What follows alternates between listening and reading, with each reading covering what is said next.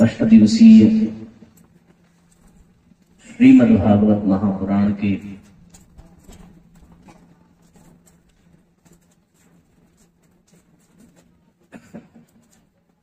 चतुर्थ सत्र में हम सभी प्रवेश करने जा रहे हैं।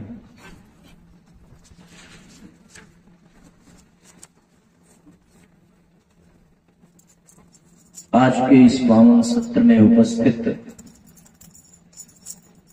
शक्ति स्वरूपा माताओं बहनों, देवतुल्य भाइयों, आत्मीय बंधुओं,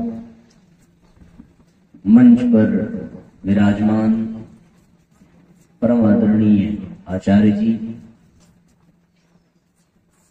आप सभी को नमन वंदन करते हुए आज के इस पुनीत पावन सत्र का शुभारंभ करते हैं।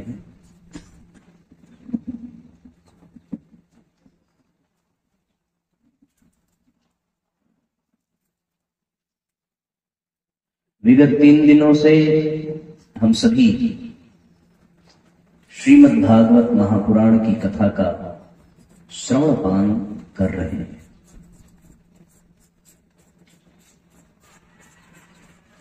व्यक्ति अपने जीवन में कुछ पाने के लिए ही सदैव तत्पर रहता है। कुछ भी वो करेगा तो केवल और केवल पाने की इच्छा उसके मन में सदैव विद्यमान रहती है। सवेरे उठ करके वो स्नान आदि कर रहा है तो इसलिए कि समय से नाश्ता मिल जाए, पाने की इच्छा है। बिस्तर पे रात को सोने जाता है तो फिर इसलिए कि गहरी निद्रा मिल जाए। कहीं बैठा है, भोजन का समय है तो फिर भोजन मिल जाएगा। हर जगह वो कुछ पाना चाहता है और ये सब पाने के लिए उसका कुछ न कुछ तो मूल्य चुकाना पड़ता है। बिना मूल्य चुकाए कुछ भी प्राप्त नहीं होता। इसीलिए बिना मूल्य चुकाए कुछ भी प्राप्त नहीं होता। इसीलिए बिना मूल्य चुकाए यदि कुछ प्राप्त हो जाए तो उसमें बड़ा मजा आता है।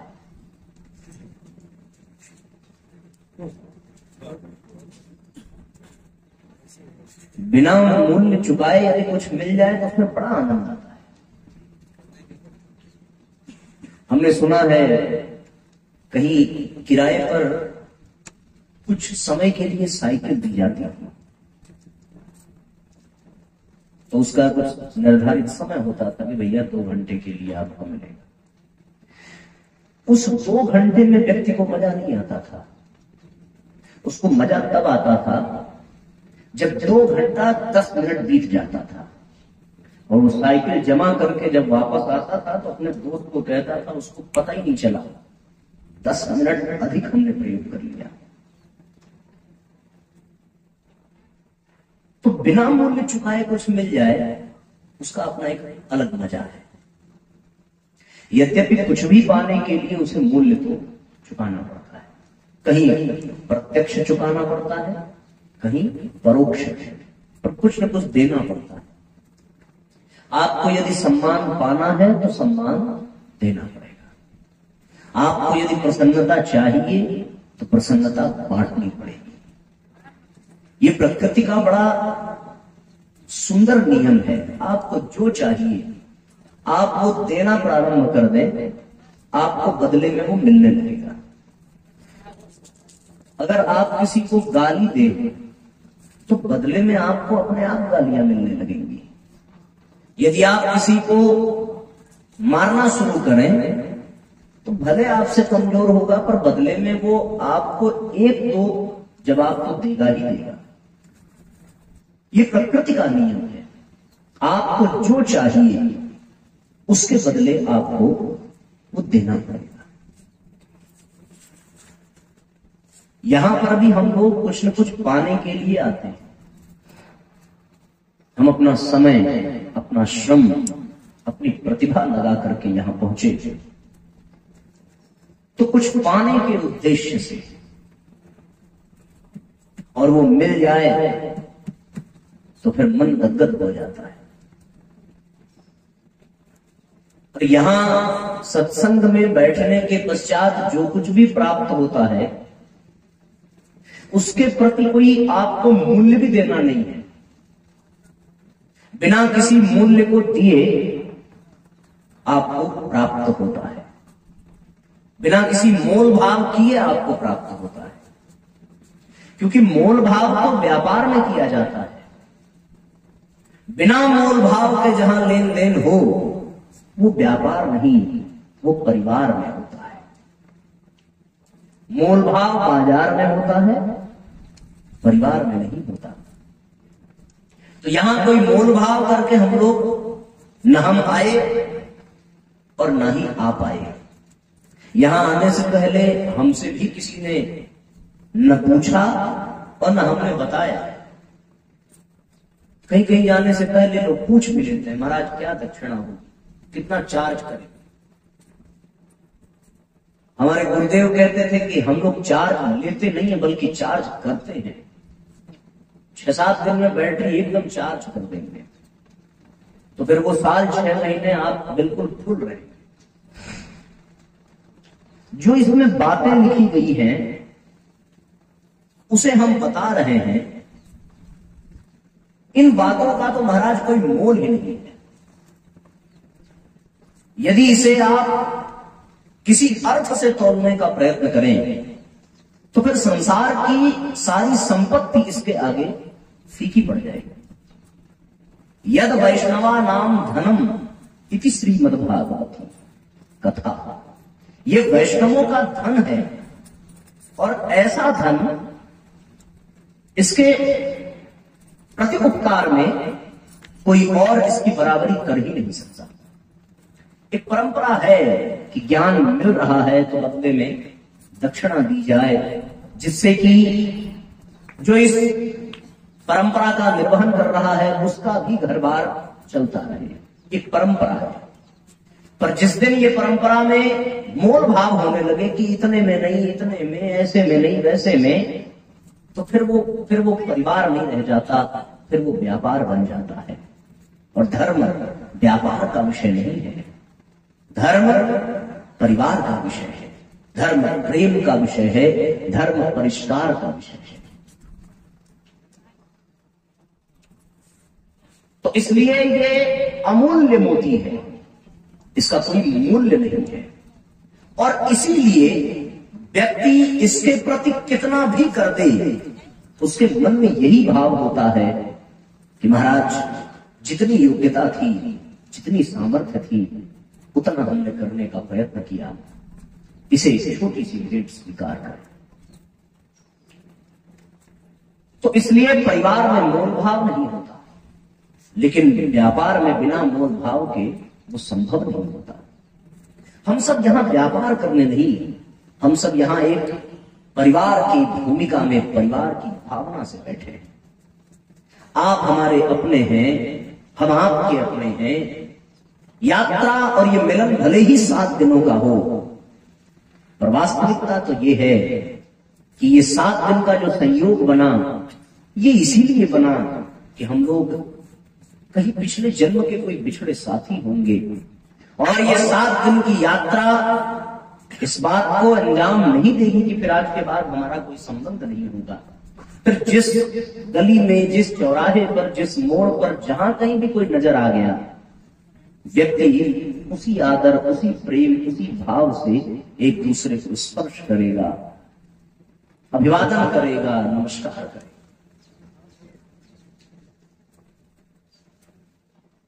तो ये साक्षात ऐसा धन है कि इसके बदले में कुछ दिया नहीं जा सकता। राम नाम के हीरे मोती मैं बिखराऊं गली गली, ले लो रे कोई राम का प्याला शोर मचाऊं गली गली, शोर मचाऊं गली गली, राम नाम के हीरे मोती मैं बिखराऊं गली गली। ले लो रे कोई राम का प्याला, शोर मचाऊं गली गली, शोर मचाऊं गली गली। श्याम नाम के हीरे मोती मैं बिखराऊं गली गली।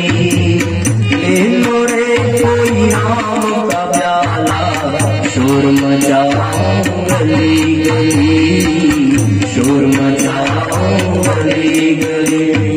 श्याम नाम के हीरे मोती मैं बिखराऊं गली गली। ले लो रे कोई राम का प्याला, शोर मचाऊं गली गली, शोर मचाऊं गली गली, शोर मचाऊं गली गली।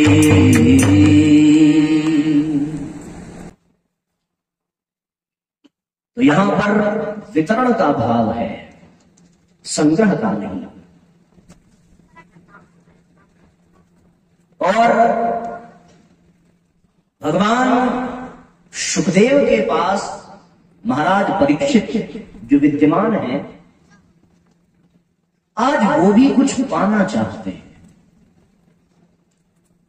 पर मैं फिर से दोहरा दूं, कुछ पाने के लिए कुछ मूल्य देना पड़ता है। व्यापार होगा तो जितना मूल्य दोगे उससे रत्ती भर भी ज्यादा नहीं मिलेगा। और अगर परिवार होगा तो आपने कितना मूल्य दिया, वहां यह बात नहीं देखी जाएगी। आपको आवश्यकता कितनी है उसके अनुसार आपको दिया जाएगा। वो आपकी आवश्यकता के आधार पर आपको देता है, आपके योग्यता के आधार पर परिवार में मिलता है। जहां पर आत्मीयता हो, जहां पर पारिवारिकता हो। आज महाराज परीक्षित सुखदेव के पास भी बैठे हैं कुछ पाने के लिए, पर विचार करो, वो भी व्यक्ति प्यासा है जो चक्रवर्ती सम्राट है। और प्यासे को महाराज उन्हें के पास जाना पड़ता है, उन्हें भी मूल्य चुकाना पड़ा। जब उन्हें पता चला कि तक्षक के काटने से 7वें दिन मृत्यु होगी, तो फिर वो मूल्य क्या चुकाते हैं? अपने सिंहासन का त्याग करते हैं, सिंहासन का मूल्य चुकाया। अपने राजमुकुट का त्याग किया, अपने पुत्र जन्मेजय को राज्य प्रदान किया। अब देखने में दिक्कत हो रही है, थोड़ा ऐसे कर। हाँ।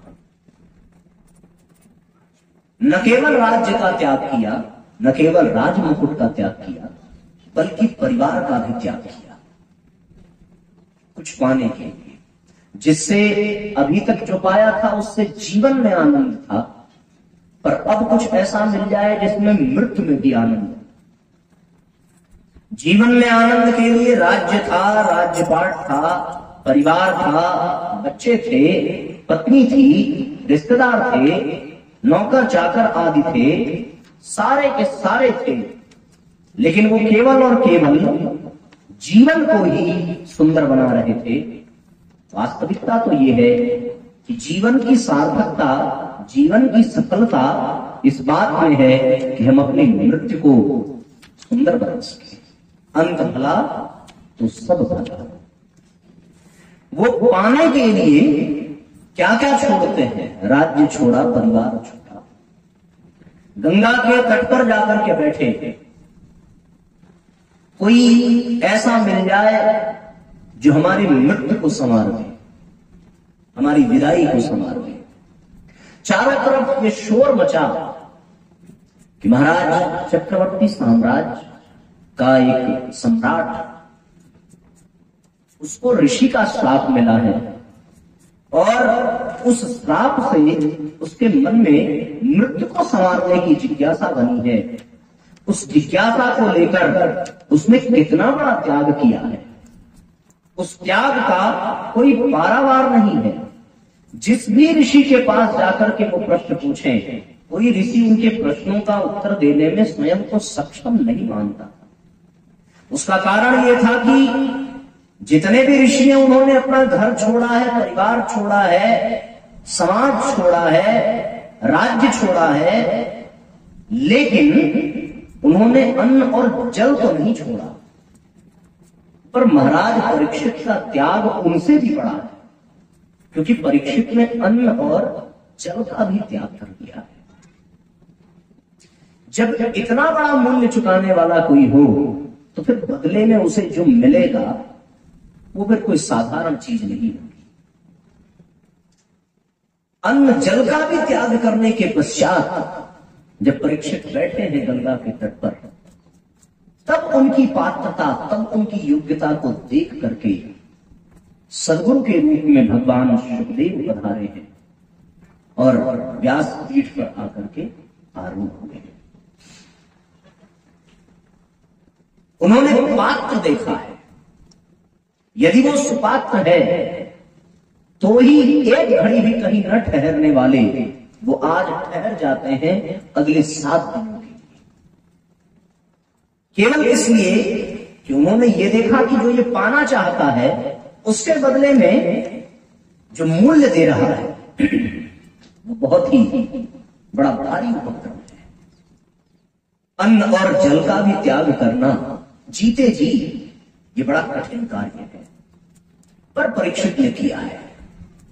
गुरु बिन भवनिधि न कोई, गुरु बिन भवनिधि न कोई, जो विजंती संकर संग होई, जो विजंती संकर संग होई, गुरु बिन भवनिधि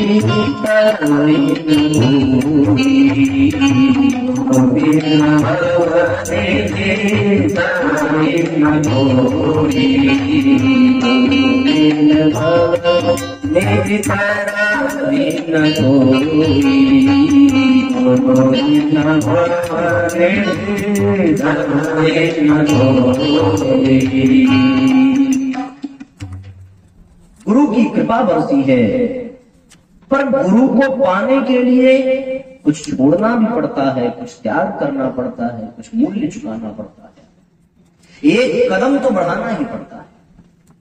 जब आपका एक कदम बढ़ता है तो फिर गुरु दौड़ करके उस एक कदम के बदले में दौड़ करके आपको अपनी गोद में उठा लेता है और फिर नहला धुला करके साफ सुथरा करके आपको एकदम इतना सुपात्र बना देता है, इतना निर्मल बना देता है कि अब आप परमात्मा की गोद में भी बैठने की योग्य बन जाते हैं। तो आज परीक्षित बड़ा भाग्यवान है और उसका कारण यह है कि परीक्षित के जीवन में किसी गुरु का आगमन हुआ है। गुरु को ढूंढने के लिए परीक्षित को कहीं जाना नहीं पड़ा, बस दीक्षा अर्थात अपनी समस्त इच्छाओं को प्रदान कर देने के पश्चात एक स्थान पर बैठ गया। जैसे ही सारी इच्छाएं समर्पित कर दी वैसे ही गुरु वही प्रकट हो गए। दीक्षा भी कई प्रकार की होती है। एक होती है स्पर्श दीक्षा, एक होती है चिंतन दीक्षा, एक होती है दृष्टि दीक्षा, एक होती है शब्द दीक्षा, मंत्र दीक्षा। सुना है कि जो मुर्गी है, मुर्गी अपने अंडे को स्पर्श करके सेती है, उसके ऊपर बैठती है, उसको सहलाते सहलाते अपने अंडे में रहने वाले बच्चे का पोषण करती है, वो स्पर्श करती है। उसी तरह गुरु भी शिष्य का को स्पर्श करके दीक्षा देता है। जैसे बनारस के गंगा घाट पर कबीर दास जी को स्पर्श दीक्षा मिली।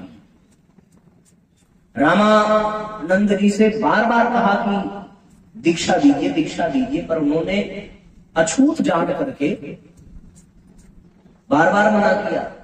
ब्रह्म मुहूर्त में 4 बजे उनका नियम था कि गंगा जी के घाट पर उतरते हुए सीढ़ियों से स्नान करके वापस लौटते थे।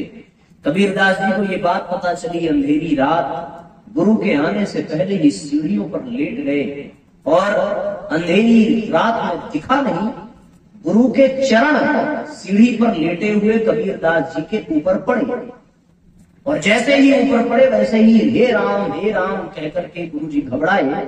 कबीरदास जी तुरंत उठे, तन करके बैठे, दंडवत प्रणाम किया, बोले राम नाम की दीक्षा देने के लिए गुरुदेव बड़ी कृपा हो गई आज आपकी, आज स्पर्श दीक्षा। कबीरदास जी को गुरु मिल गए। कभी कभी कुछ शिष्य जबरदस्ती कर लेते हैं, फिर गुरु को भी झुकना पड़ जाता है शिष्य के प्रेम के कारण, भाव के कारण। इसको स्पर्श दीक्षा कहते हैं। एक जीव है मछली।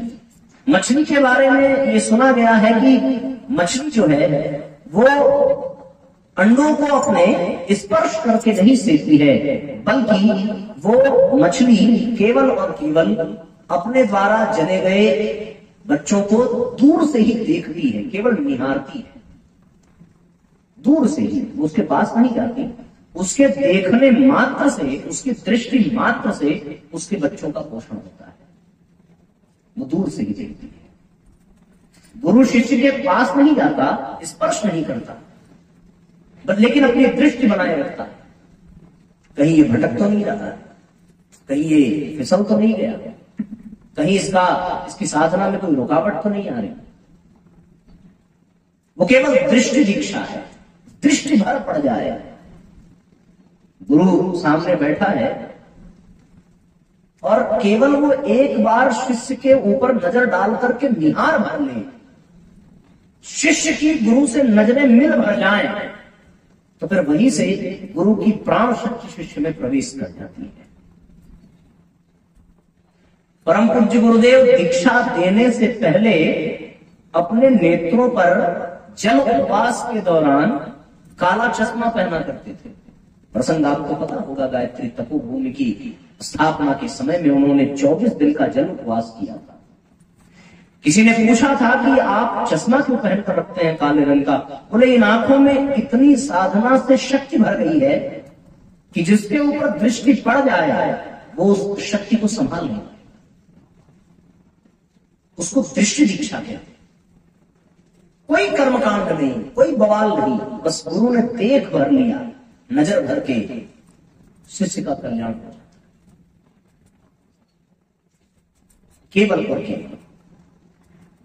रामकृष्ण परमहंस ने विवेकानंद को केवल देखा भर है। बस उन्होंने पूछा कि क्या आप भगवान को जानते हो, और उन्होंने देखा भर है और देख करके पहचान लिया, अरे ये तो अपना नरेंद्र है। तुरंत कहा भैया जैसे मैं तुमसे बात कर रहा हूं वैसे तेरी भी बात भगवान से करा सकता हूं। दृष्टि भर दी है और कह दिया कि माता काली अंदर बैठी है, जाओ मांग लो। फिर वो क्रम आगे बढ़ा है, ज्ञान कर्म और भक्ति का वरदान मांगा है और वो विवेकानंद बन गए केवल दृष्टि मात्र से। एक गुरु होता है जो देखता भी नहीं है, स्पर्श भी नहीं करता है, पर वो शिष्य के बारे में चिंतन करता है। ऐसे तो संत सदगुरु भगवान के बारे में चिंतन करते हैं, पर कुछ कुछ गुरु ऐसे होते हैं जो केवल और केवल कभी कभार अपने शिष्य की बात में उनके दिमाग में आ जाती है, उसको कहते हैं साहब चिंतन दीक्षा। कछुआ अपने बच्चों को पालने पोषने के लिए न देखता है न स्पर्श करता है, केवल स्मरण करता है, केवल चिंतन करता है। और कछुए के तरीके से गुरु चिंतन दीक्षा उसको कहते हैं कि शिष्य का चिंतन भर कर ले। शिष्य यहां उपासना में बैठा है और उनका गुरु कहीं और उपासना कर रहा है, उस उपासना के दौरान केवल शिष्य के बारे में सोच मत ले, तो शिष्य का पूरा पूरी दिशा पूरी दशा बदल जाती है केवल सोचने मात्र से। क्या दादा गुरुदेव ने परम पूज्य गुरुदेव को कोई दीक्षा आकर के तो नहीं दी थी? अखंड दीपक जल रहा है, उसमें से प्रकाश फूटा और उस प्रकाश से साक्षात नंदन वनवासी हिमालयवासी दादा गुरुदेव का प्राकट्य हुआ। उन्होंने बालक श्री राम को न स्पर्श किया है और ना ही कोई दृष्टि दीक्षा, कोई स्पर्श दीक्षा, केवल चिंतन दिया। उनके चिंतन में श्री राम आए और फिर वो चिंतन अनुशासन में बांध देता है बालक श्री राम को। वो अनुशासन कौन सा? 24-24 लाख के महापुरुष चरण, छाछ और जौ की रोटी का उपवास, गायत्री के अनुष्ठान, साधनात्मक अभियान, राष्ट्र के उत्थान के लिए संघर्षात्मक अभियान आदि आदि अखंड दीप प्रज्वलन का 4-5 संदेश दिए। तो आज परीक्षित को गुरु का सौभाग्य प्राप्त हुआ है। जैसे अचानक मीराबाई को सौभाग्य प्राप्त हो गया था, और जब गुरु जीवन में आ जाए तो व्यक्ति झूमने लगता है। मोहे लागी लगन गुरु चरणन की, मोहे लागी लगन गुरु चरणन की, मोहे लागी लगन गुरु चरणन की।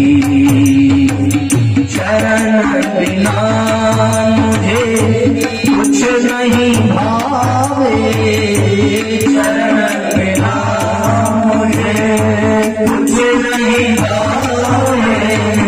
झूठ माया सब सपनन की, झूठ माया सब सपनन की। लागी लगन गुरु चरणन की, मोहे लागी लगन गुरु चरणन की। भव सागर सब सुख गयो है, भव सागर सब सुख गयो है। फिकर नहीं मुझे करना नहीं, फिकर नहीं मुझे करना नहीं। मीरा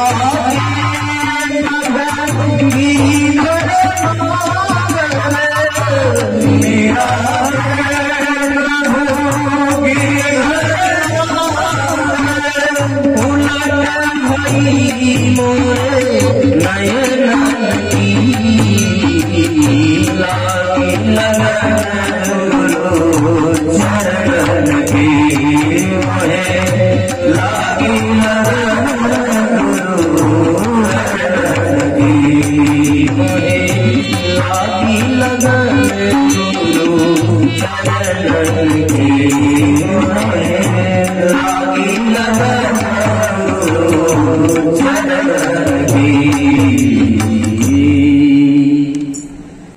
तो फिर गुरु का सौभाग्य परीक्षित को प्राप्त हुआ। गुरु ढूंढने के लिए कहीं जाना नहीं पड़ता। हम अपने भीतर पात्रता विकसित करें तो फिर भगवान खुद गुरु की व्यवस्था बनाते हैं। हमें एक कदम बढ़ाने की आवश्यकता है। परमात्मा ने तो 3 कदम में सारी सृष्टि नाप ली थी और फिर वो खुद गुरु बन करके आता है।